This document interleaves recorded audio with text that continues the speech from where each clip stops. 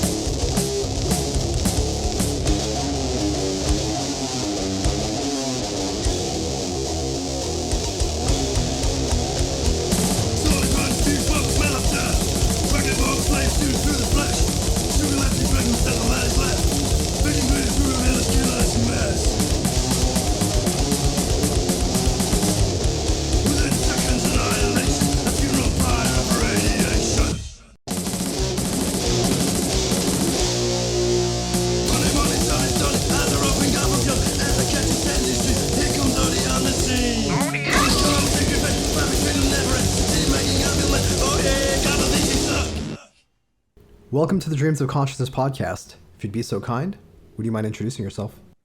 My name is Shane Embury, bass player with Venomous Concept. Hello, how you doing? Bass player for Venomous Concept. You've been in a few other bands over the years, I understand. Well, yeah, I guess my main band for 35 years is Napalm Death. I play with a band called Lockup. I jump in occasionally with the Mexican band Brujeria. And yeah, various other assorted madness over the years. I tend to keep myself busy. Insanely busy, some would say, but there you go. Yeah. And Shane, as far as Venomous Concept goes, how would you describe that music? What kind of band would you say Venomous Concept is? Well, initially, it was one of those things, because Kevin Sharp, who used to be in Brutal Truth, me and him have been friends since 1989, I guess. I met Kevin when he worked at Earache for Earache Relativity in America.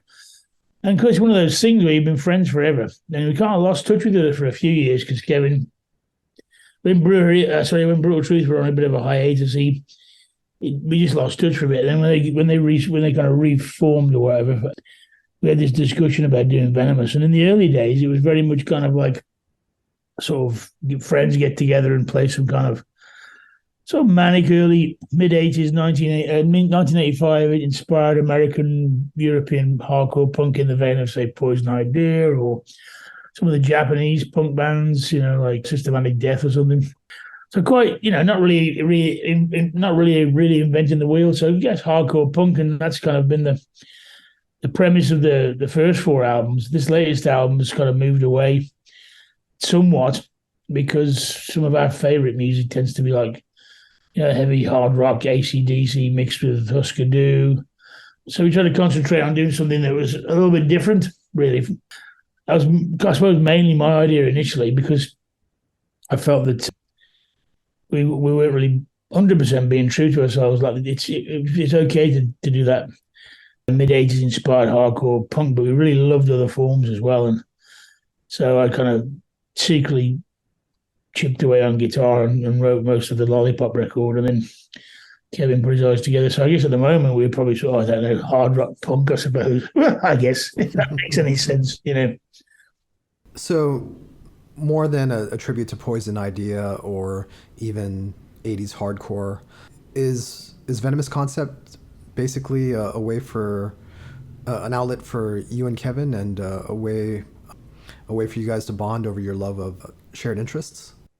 Well, I mean, for sure, Kevin and I are extremely good friends, brothers. During COVID, all just life shit. We talk a lot about everything. And if I lived in Atlanta, I probably would be around every weekend with him, just shooting the shit. We have a lot of shared experiences together through our friends. We have similar friends, similar loves of all kinds of music, just not just punk, everything, because we love all kinds of music. So yeah, I think in the early days, it was kind of, I had a few songs, and with the first album on Epitaph, it was like, well, I'm kind of doing this to do something fun.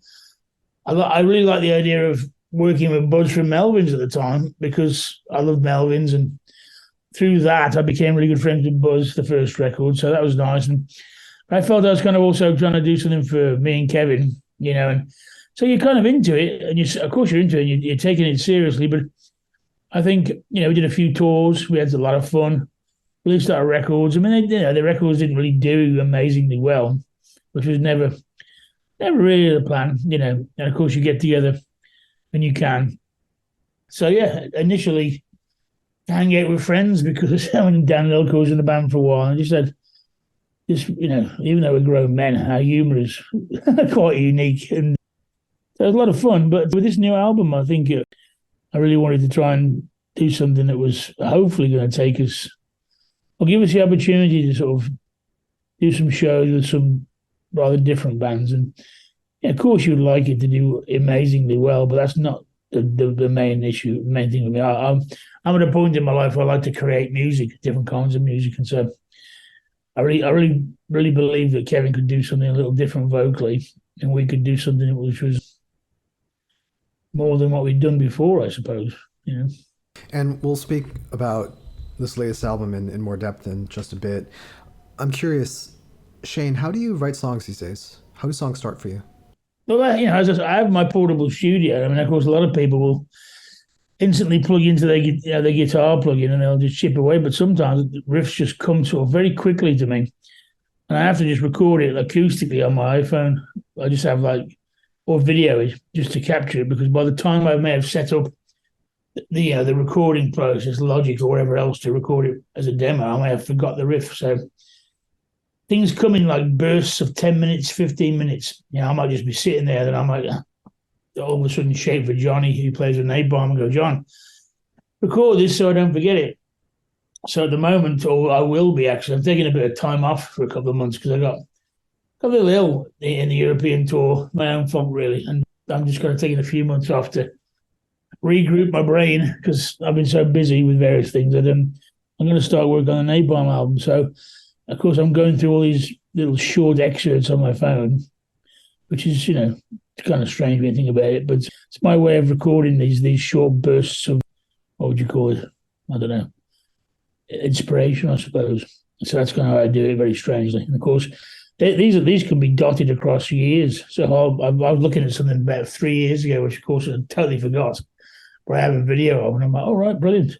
That's kind of my starting point. And I have a formula that works for me, but I tend to be quite eclectic musically. So I could, and it's luckily with Napalm or whatever now, I could start something very traditional. Then the second riff can go off into some really weird indie noise kind of ideas because I draw influences from pretty much everything I like. And I'm not too interested. I mean, of course, it's nice that people like the music, but I don't like following. I just like to do what I like to do. and I trust the musicians I work with because, of course, once they add their little sparkle to it, it starts to grow and become something else, So you plant the seeds, and then with collaboration, the tree grows, so to speak. You mentioned you have eclectic tastes and you draw inspiration from a lot of different things. I mean, over the years, even if people think of a lot of your work as being, based in grindcore and the grindcore genre, there was always elements of things like Swans or Jesus and Mary Chain or, even like first wave black metal and stuff like that. With all the different projects that you've done, is there anything that you want to do that you haven't had a chance to write? Yeah. Any particular genre or style? Well, it's hard when you say genre style because I mean, of course, it's very expected to say, well, yeah, of course, I do like some black metal, and I've got to try to bring. I'm not fluent in every black metal chord, but there's one I like to play, and I kind of dip that in occasionally.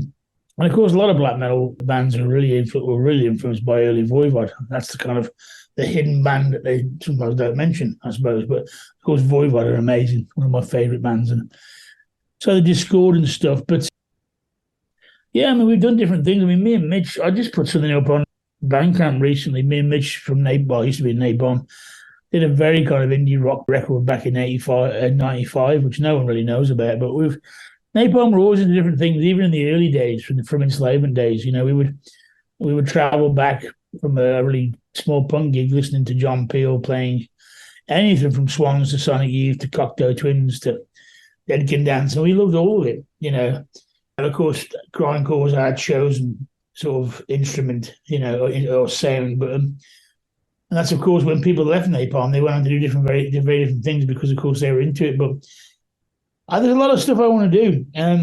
The past few years have been a bit strange for me, just as probably for everybody.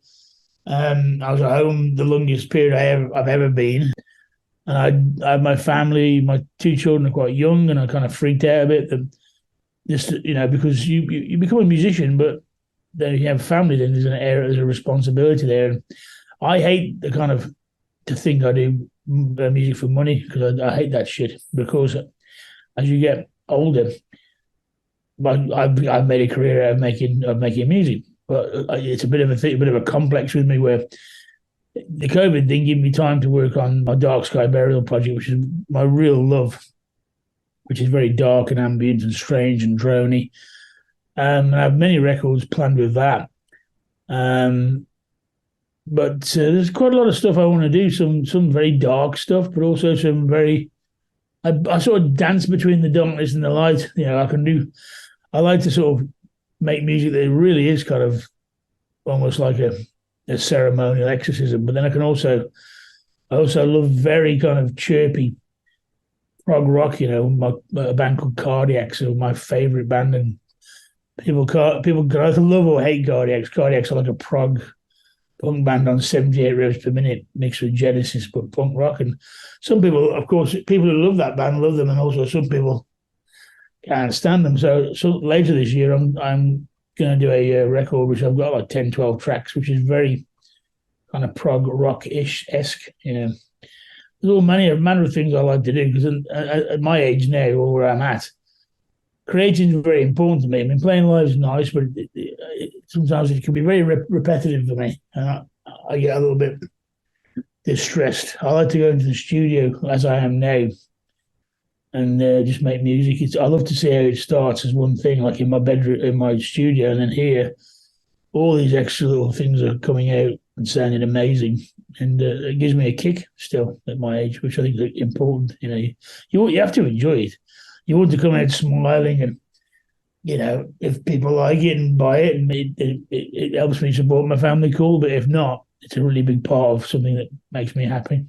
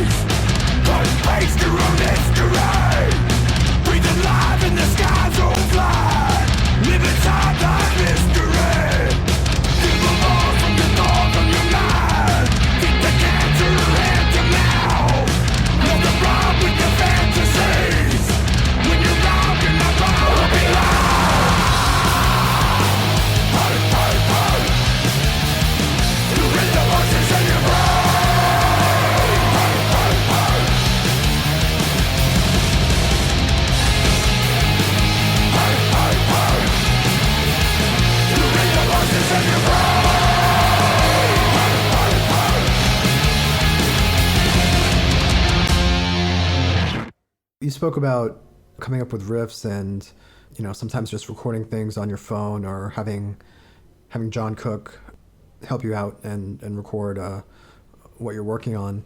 Once you have all these riffs and all these fragments, how do you start assembling them into songs? Well, when you say formula, I mean, I know Barney really gets scared when I say formula. He's like, whoa, it's not some commercial thing. No, it's not a commercial thing. You're missing the point. Formula is just, in my head, I have a way of linking the riffs together, which I use many times, but you can't really tell because the riffs are different and they're stranger.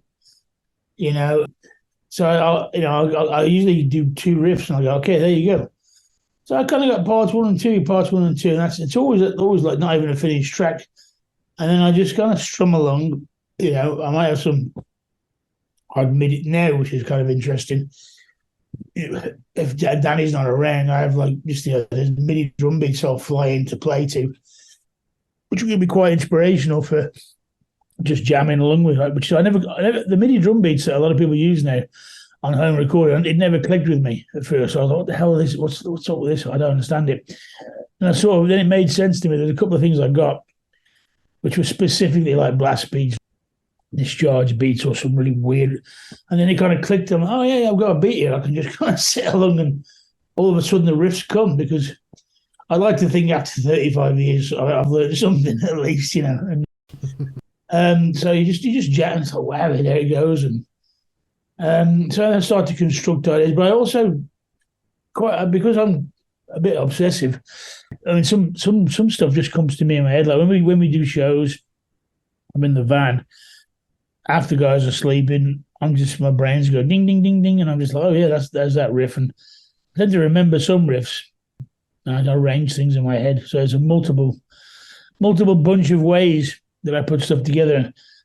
Annoyingly, sometimes, I'm sleeping at home, and at the moment my little boy shares the bed because he's still a bit young and he gets a bit scared at night. But I can't wake up at 4 a.m.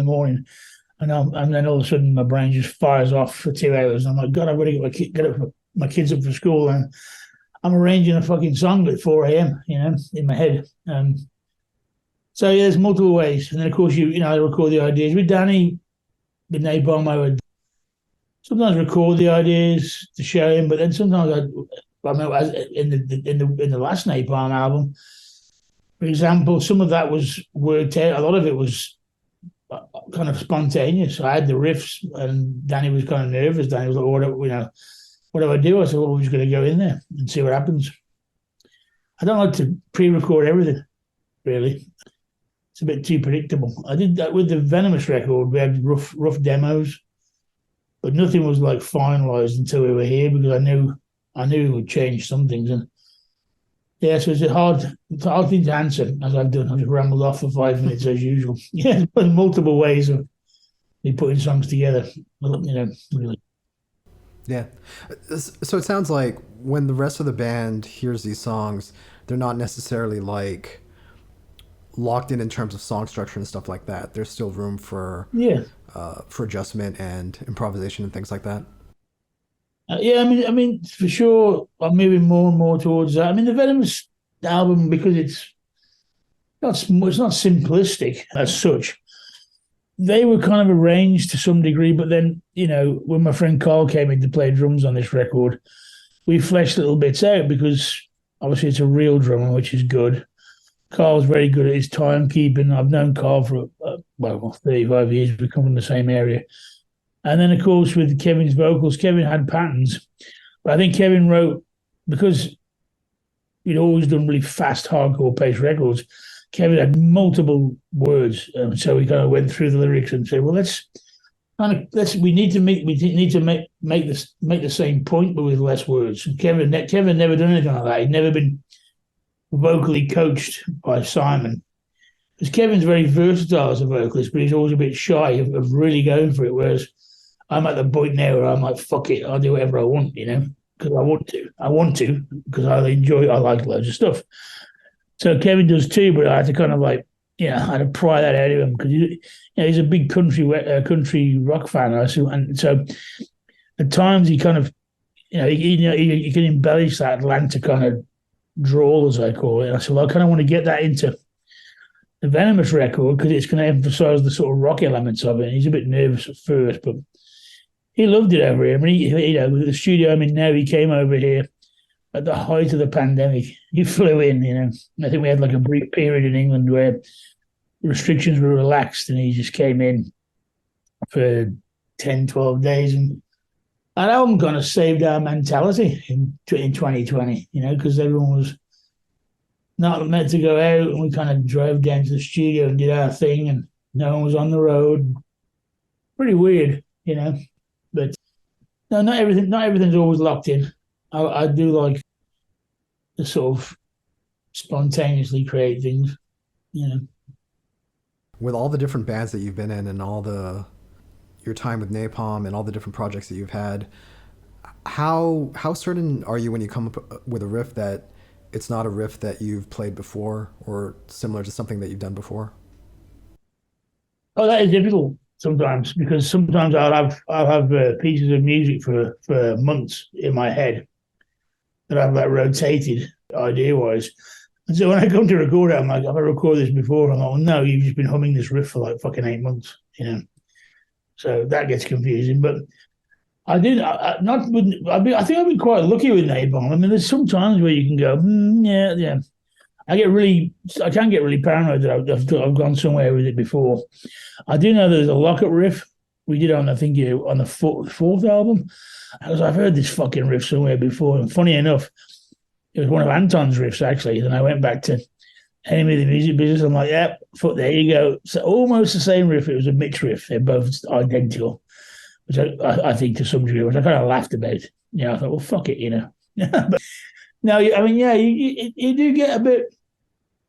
I'm quite conscious about it because if you're doing something like in a discharge beat manner, there's obviously a certain rhythm to it. But if I mean, not that people can say, hey, you've done this for years, you're an authority on it, but I never look at myself like that.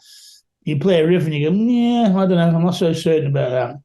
Not a case of whether I've done it before. It's just, is it good enough? Does it kind of touch the core of what Napalm is, for example, but does it also do something that's a bit more interesting? Because if it's just a fucking, discharge by numbers riffs, I'm not really going to be into it. Other people tend to view it differently. So I always have to think, well, what the fuck do I know? I mean, I've done songs with Napalm which haven't really been my favourites. But Barney's really liked them. And then, of course, you play it because Barney likes it. And then you realise that the crowd like it. So you go, well, yeah, you have to look at your perspective very interesting, from different ways. It's a strange one. But it's also good to have not what I call quality control, but also be quite paranoid about what you're writing, because I'd hate to rehash stuff. That would be very uninteresting to me. But it was funny when we did the Coded Smears compilation record with Napalm, because we've recorded so many bonus tracks over the years for digipacks and splits. So the first CD, I'd forgotten all these songs, and we put it together, and I was going, fucking hell, it's like a brand new Napalm album, just out of the blue.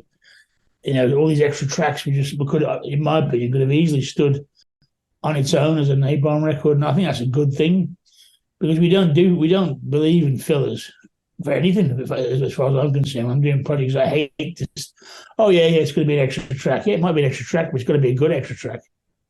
It can't be a piece of shit that is just like you half unfinished. I hate that crap. It has to reach a level, It can't just be whatever filler material. I don't believe in that. It's not for me at all, really, So, The Good Ship Lollipop is the name of the 5th Venomous concept album, and it came out on February 24th through Decibel Records. In America. In America. Yeah. Well, I guess let's talk about that first of all. Why Decibel? Well, I'll be blatantly honest. It was kind of ready in 2020. I mean, in my opinion, I think most labels didn't know what the fuck to do with anything during COVID, because they're used to having bands tour, sell their records all the time. And then, of course, I had several projects already there was the Blood from the Soul album, which came out on Jacob Bannon's Death Wish. All of a sudden, that came out, Blood from the Soul. The 4th Venomous concept album had come out on Season of Mist. I recorded bass on a band called Insidious Diseases album, which is Fen from Dimmy Borgir, which I completely fucking forgot I did about 6 years ago. All these albums came out, and the Napalm Death album, and I think at the time we just did this Venomous record because it was what we wanted to do, what I believed in what we wanted to do, and it saved our minds, I think, mentally during COVID. But it was too early to come out at that point, and so I just sat on it, and I was kind of like, there was a couple of offers for it, but I'm like, well, I took out a fucking loan to make this record because I wanted to do it. Don't really care about the money. Of course, you want to make your money back, but I'm not going to give it away to some label just to fucking piss it up the wall. It's just, I'm just beyond that now. I like to have not control, but first and foremost, I like to make music. Anything else is the bonus, and I believe that positivity, something will happen. But Albert's a great friend of ours. Albert's been really supportive for me and my projects over the years, and I don't think he intentionally wanted to do a record label, but he did the Decibel Fest and he put out the first live album from Dead Guy. And then Kevin and I just said, well, why don't we just let Albert do it? He's a friend. It's kind of, we know that he loves the Venomous record. It's his favourite. And Albert, because, I sent him a copy. I said, Albert, what do you think? Because I trust his opinion.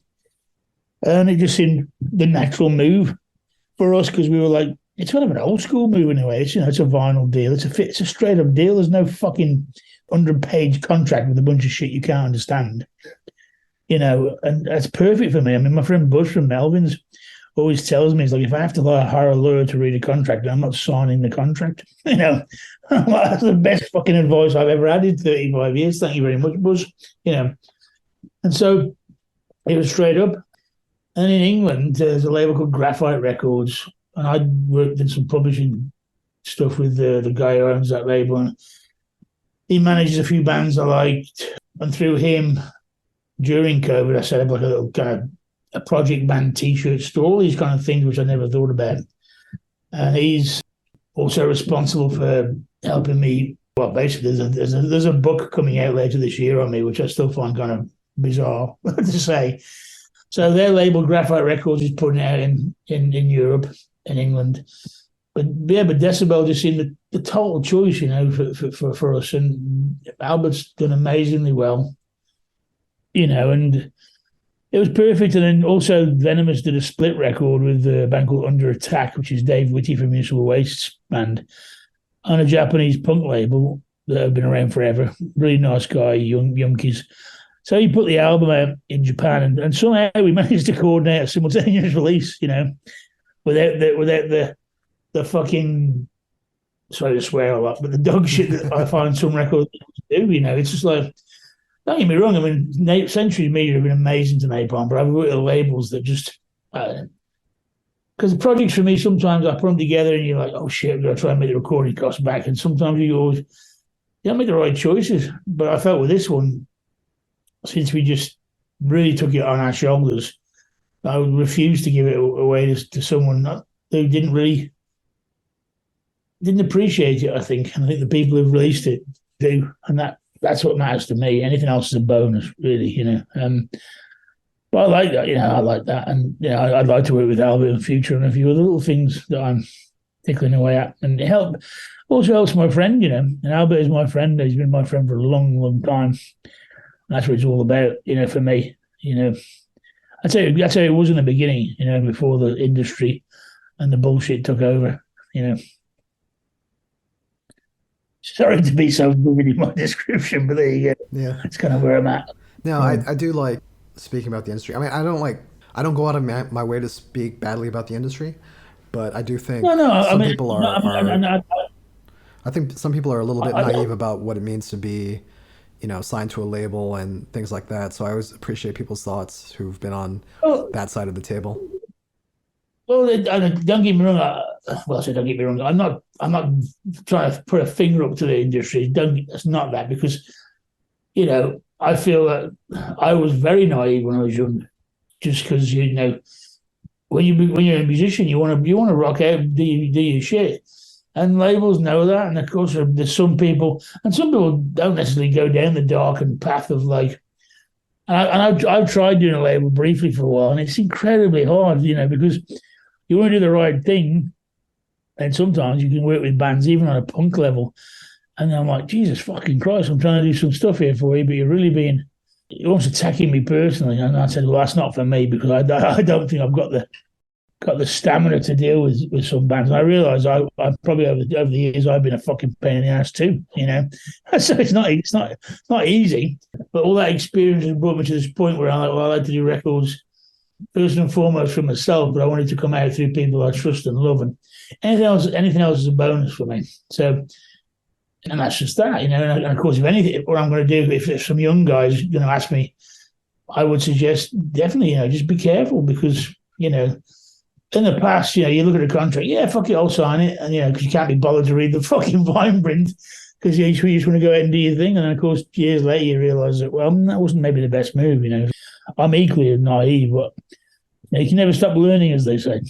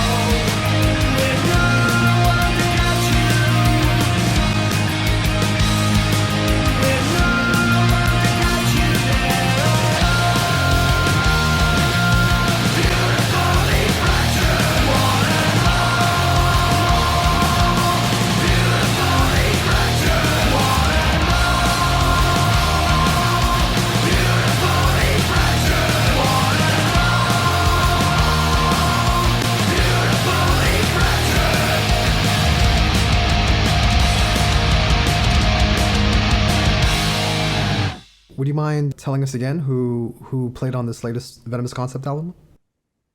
Well, Kevin Sharp obviously sang on the record, and of course, me and Kevin have been in Venomous from the beginning. John Cook, who plays with Napalm now, has been playing with Venomous and on the last couple of albums, probably since. Funny enough, actually, Kevin posted a video of us doing a song in Montreal in 2004.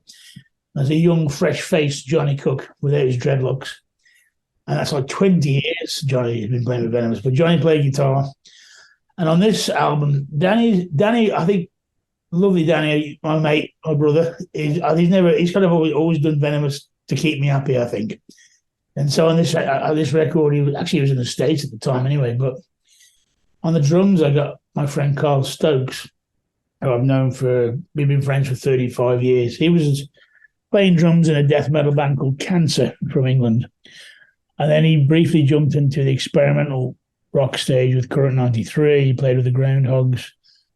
But he's a very solid rock drummer, Carl. So me and Carl had kind of reconnected after a few years. And he came down and played drums on the record. And here at the studio called Headline Music Studios, which is a studio I've spent a lot of time in over the past 3 years. And a guy called Piers Mortimer engineered the record and produced by my good friend Simon Embury, who we've been working together for, I don't know, a long time. So, yeah. And you've worked with a number of very notable producers over the years. Why Simon? Why was he the guy to take this album to? We've known each other forever. We pretty much love all kinds of music. And I've worked with Russ Russell a lot with Napalm, and Russ was working with Simon for a while. But what I like about Simon is he oversees stuff, which sometimes is is very important, because otherwise little details can get lost. And he's not afraid to tell me bollocks, which is good, really. You need someone to go, well, I'm not quite sure about that. And then you kind of argue the point out in a friendly way. It's all for the greater good. Now, is this about performance, or is it about like the actual songs? Yeah, performance, everything. I mean, and of course, with the Venomous record, I really wanted to step it up. I had the music, but I did say to Kevin, I said, I really want to take this record, because I kind of looked at it in a weird way. I mean, people can agree or disagree or whatever, but I always find it interesting. Like, if you look at Corrosion of Conformity, I love their early stuff. Eye for an Eye, Animosity, but then they kind of went their path. They followed their hearts, in my opinion, and I thought that was really brave and courageous and good and genuine. And with me, it was like, well, yeah, we're doing these punk rock albums, fucking hyper speed discharge shit, and it's brilliant. But we really love like fucking rocket. I mean, I love Husker Du and Bob Mould, and I love the emotion he creates. I'm not saying there's much of that on the Venomous record, but songs like Fractured, for me, moves towards that. And I read some people somewhere when people say it sounds like Fear Factory. I'm like, no, you kind of missed the point there. It's not Fear, it's Husker Du. But all those bands, but people only go, people get into music at different times. I mean, I'm 55, so my influences are a bit, go back. And so I wanted to make a record that had lots of dynamics and lots of flavors, and Simon's really good at that. I mean, Simon was really responsible for moving Paradise Lost into their more gothic metal realm. You see, he can sing, so he's a great help for ideas. And I'm really in this mode where, like, playing live's okay. It's what we do, but I love to create. So that's what we did with Venomous. And he's got lots of experience. We're in the studio. Of course, we're using modern technology, but we're firing it back through a Neve analog desk. So you're getting a lot of warmth and sound that maybe sometimes is missing. So all these little elements that we kind of geek out on. I mean, Simon is as the live engineer for Napalm as well, and he's very passionate for what he does. It's interesting when we're putting this particular record together. This new Dark Sky Bearer album is very different from other stuff. There's so many different influences going on. It's kind of funny. Something will come up and Simon will say, "Oh, that sounds like so and so." I'm like, "Yeah, exactly." Because we're just bouncing off from the stuff we love. But with Venomous, it was great for Kevin. He gave him a lot of courage and really pushed him to try things vocally that Kevin had never tried before. Because Kevin had always done, your typical album where you go in and you get a couple of days to record your stuff and that's it. Whereas this time, Simon really sat down with him and helped him kind of craft the vocals that he laid down. And so Kevin was very happy with that. And Simon's, he's kind of indispensable to me, to be fair, really. And as far as his role as producer and engineer, How would you describe Simon's approach to recording an album, and what would you say he brought to the finished sound of the album? Well, well, I mean, I can backtrack before I answer this. I mean, I'd worked with Napalm. We'd worked with Colin Richardson for a few albums. Initially, we worked with Colin on the Mentally Murdered mini album, but Colin's great. Colin's very anal about stuff, and too anal about two things, in my opinion. Some stuff, and it totally kills the vibe of the record. So when we worked with Simon on the Enemy of the Music Business with Napalm, and Russ engineered, it was a complete contrast because you weren't really even allowed to have a beer when you were recording your bass tracks with Colin. And of course, you don't want to record your stuff completely blind and drunk, but there's an energy and creativity that comes from not being free in a way. And Simon kind of encourages the kind of the madness, to the point of what gets it down, instead of like sitting there for fucking 3-4 hours, even a day, trying to get a cymbal sound sometimes when it's just that shouldn't be the way. So he's very spontaneous. He embraces the energy of the individual artist, if you want to call it that way. So it helps for you being more relaxed. When you're more relaxed, you're going to come out with your best kind of performance, really. So, as much as you're serious about recording an album, you're also, with the Venomous, you're also having a lot of fun, and that's something that I think you need in the studio, because you want that creativity. I think some producers are very much like by the book, and that just saps the energy out of it. So he's very good for that, and again, because he loves multiple styles of music, and his knowledge is quite good he's very good for ideas, I find. So that's why, for me, I prefer, working with him in that way. And but also he has that nice, sort of sits at the back, oversees things, and catches ideas and catches potential ideas that you would sometimes miss. You need that from a producer. So in essence, he is a producer, as opposed to, a really good engineer or semi-producer who's working with you, but not really also, you need someone to say, well, that's maybe not the best idea. Or can we compromise? Or what about this? And that helped with Venomous, because I did something that was hard rock punk, but also very kind of like, verse, chorus. And we also allowed Johnny to experiment with his guitars, and that gave him some freedom. That's all again goes towards a great record. All the old great records just pile loads of ideas, and they were just very free thinking and not so sterile. So we glossed over this a little bit, but you mentioned the song "Fractured." Those are actually your vocals on that song, right? Yes, it was it's one of those things where I had the first riff for ages, which is, to me, a Husker Du homage. And then I was sort of sitting there trying, where can we go? And that wasn't even finished at the time we were here. I was messing around on, I kind of want like a Trail of the Dead. And it's by the Trail of the Dead kind of jangly riff. So I put that in there, and I'm like, okay, well, that's that. I'm like, right, well, what the hell are we going to do vocals here? Because Kevin's reaching out vocally, but Kevin's like, I don't quite know what to do here. And I've been kind of teetering, not really, never intended to become a vocalist of sorts, but when I did the Tronos album with Russ, I became the vocalist because we couldn't really find one. So over the years, I sing to my kids and all this kind of stuff, and you start to develop a sense of confidence. And I thought, well, I'll try some vocals. And strangely enough, it's quite influenced by the record that Mitch and me did all the way back in '95. It's a band called Little Giant Drug, which is our indie rock record. And the singer Simon Orm had this very great clean voice, but he would combine two harmonies. So I think he influenced me and Mitch quite a lot.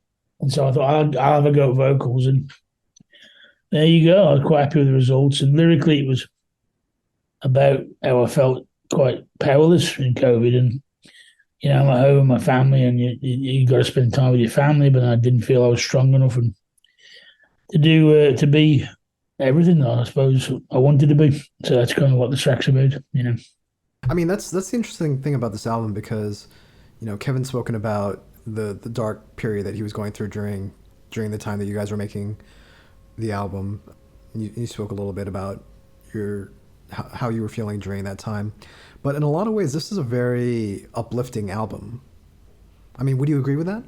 I like to think it is. I mean, and sometimes it is how it happens. And, I've been going through Jungian analysis with a colleague of mine for 3 or 4 years, which is kind of, I suppose, creatives find this interesting about your shadow, try to become a whole person, and especially if you're an entertainer or whatever kind of creative, you can be wearing a mask, which you need to learn to take off, because there's many selves, I suppose.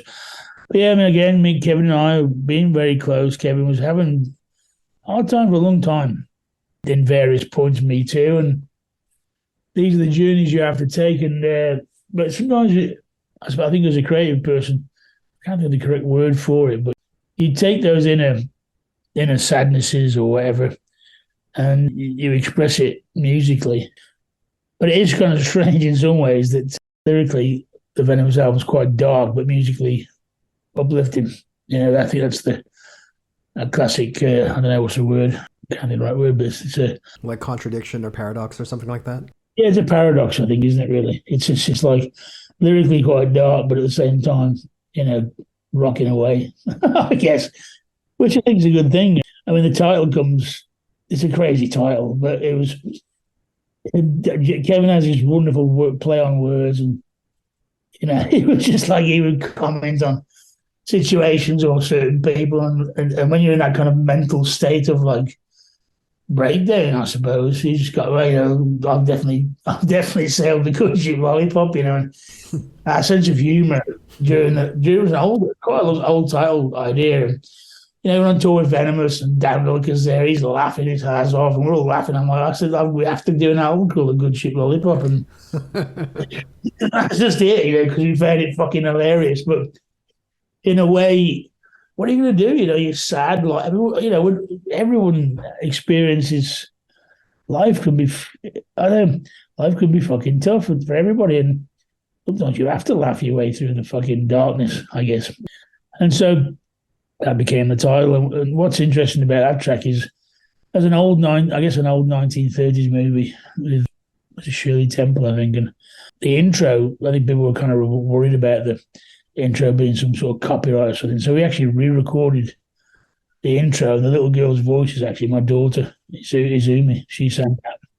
And she was going like 6 or 7 at the time. I said, "Can you sound like this, Izumi?" And she just did it in one go. I'm like, wow. So that was kind of a little special thing for me. I keep on telling her, look, you made your first appearance at the age of 7, and she gets all shy and runs upstairs. But, yeah, it is. You have to, and we all have experienced real darkness, and something you have to try and find the light, I guess,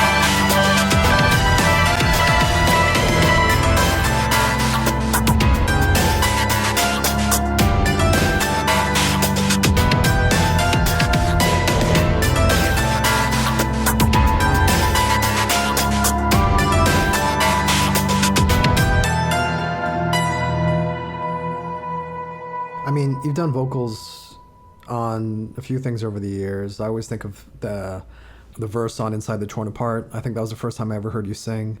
Yeah. Are people surprised that you've got this range and that you have this ability, considering that you're the guy from Napalm Death and Lockup? Uh, well, I mean, to be fair, I get surprised actually, but and it's something you don't intentionally think about. And I think even inside the torn apart, it wasn't that I felt Barney couldn't do that. I think at the time Barney wasn't quite ready to do that on the last record. He tried a lot of stuff on the last Napalm album, and it wasn't like I forced him into it or anything. But I think he just became confident about it, and so it's interesting now when we do some vocals, and Barney's getting a bit more confident. I always tell him, I'm like, you probably do a lot of other things. You want to try. Whether you want to do it, of course, is your choice. But people do get surprised. I mean, I think Curse to Crawl on Diatribes, I sang the verses on that, and some people were just like liked it, and some people were like, well, this is what's he trying to do, and I'm just trying to add an extra dynamic. But over the years, become more confident with the Tronos album, which is a project I did with Russ Russell. It took us a long, long time to get it done. Everybody we asked to do vocals just never bothered to come down to the studio. And I thought, well, fuck it up. We're trying to arrange it. So I would draw on my, I'd always done some backing vocals in Napalm. So I kind of had a kind of aggressive, hardcore-ish voice, I suppose, or Jazz Coleman-esque Killing Joke, aggressive tone. And so I just tried different ideas, and you become more confident, and people liked it. And I mean, what I'm doing vocally on the record I'm working on now is, I don't know, I don't know. It's completely proper. If it's called proper, it's full on vocally singing. Simon's brought some quite interesting vocal tones out of me. And it's just something I want to do now, really. Not that I can envision myself as some singer, but it works in conjunction with the music that I'm creating. But I suppose some people do. Some people like it. I mean, I've heard good comments, and that's nice. You're probably going to bend to hear some negative too, but it's an extra. What do they say? An extra string to your bow, or something they say. And it's good to be able to try and have that range, because even if you ultimately don't finish up singing, it's good to lay these ideas down. But I enjoy it, and become more confident doing it. And for where I want to go with certain projects, it's kind of perfect for me, really. So as we're finishing up, I should also mention that the members of Venomous Concept released an experimental record under the name Visceral Collapse. Yeah, in 2020. Yeah. Do you want to say anything about the Visceral Collapse record? That was a very strange thing where Kevin had come over for this recording session. We had like 2 or 3 days, and I don't know, we just kind of sat there in my little home studio, and I got my sound libraries there. We ended up creating this fucking 22-minute track, which, to be fair, was pretty scary, really. And Visceral Collapse was, I guess it was kind of meant to be an extension of the VC vibe in a way. And I'd like to do some more stuff with it, really. Maybe not as long of a track, because I think that was a bit of a test of endurance for everybody. But it's something I'd like to do, because we do enjoy the real harsh kind of old school industrial approach. So that would be something quite nice. I mean, I've always, when Kevin was really going through his moments of darkness, I would say, Kevin, please, because he'd have a day job, building all these fucking porches for rich folks, which drove him crazy. And I said, just build a little portable studio in your basement. I'll just send you some insanely harsh drum loops now, and just scream your fucking head off about what's bothering you, and let's release it, But he never quite did it. And that's what I discovered in the COVID thing through Bandcamp. I love Bandcamp, and you can just put your music together and put it out the next day, devoid of any bullshit, So I like that. That's what I was trying to encourage him. But I'd like to do some more with that. It's on my list of things to do, So I have a big list. Excellent. So the name of the 5th Venomous Concept album is The Good Ship Lollipop, and it's out now. Correct. Shane, how can people get the album? Well, let me have a look here now. If you, obviously through Decibel Records in the States, decibelmagazine.com, you can order I think the vinyl's going pretty fast. I don't know if they're going to repress that, but definitely in the States you can order it through Decibel. In the UK, I'm going to just click on this link here. UK and Europe, you can order it through Graphite Records, is the label. If you go to the Venomous Concept Instagram page, which is the official, I always forget what it's called, official VC Punks, I think it is, or official Venomous Concept Instagram, there's a link tree on that, which will guide you to the designated area of the world, I suppose, you reside in, So for UK and Europe, it's Graphite, and in Japan, you can order it through a label called MCR Records, which is an old school Japanese hardcore punk record. MCR company here. They've released a lot of classic Japanese punk, and you can get the CD there. So for in, I guess, Japan and Asia, I presume, And that is that. Hopefully that's enough information. But certainly if you go to the Instagram page, which is, let me just get the correct name for that, because even I forget. I've got more social media pages than slices of bread. Where are we? What's it called? Well, yeah, username Venomous Concept Official. There you go. I didn't even remember it myself. That will give you all the information you need to get the record. And do you want to say anything about the physical releases and the vinyl that Decibel put out? I think a lot of them are actually sold out, but I think some editions are still available. Yeah, I'm not sure which ones are. I think the what is it, the marijuana green, whatever it was called. That was John's colour of choice. I think I might have sold them for whatever reasons. But I mean, it's great to do them. I mean, hopefully Albert saved me a couple, but I haven't got any yet. But I've got some. But yeah, problem is with England just exiting, doing the Brexit.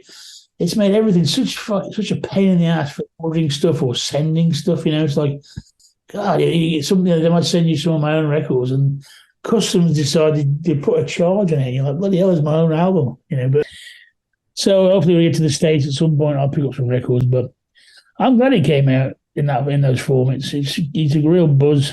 I don't play vinyl as much as I used to, but I get a big kick out of seeing a nice 12-inch LP with some bizarre colour popping out the side. It's quite rewarding. So, but Albert, everyone's been supportive, and I think this came out the best way for me personally, because although disillusioned at first, it wasn't like no one were interested in it, but they just kind of wanted to do their usual take on it. And I thought, well, we have complete control this way, and it's through our friends, and hopefully we can do some shows at some point. I'm around. I think Melvin's playing in June, and I'm going to see if I can twist Buzz's arm into taking us out in the States, maybe, because that's something we'd like to do. Play the new record, because it's quite different in a way. But yeah. Excellent. And so everyone listening to this podcast is waiting for me to ask this question, so I apologize in advance. But you did mention that you've been writing some material for a new Napalm album. What's the status of Napalm right now?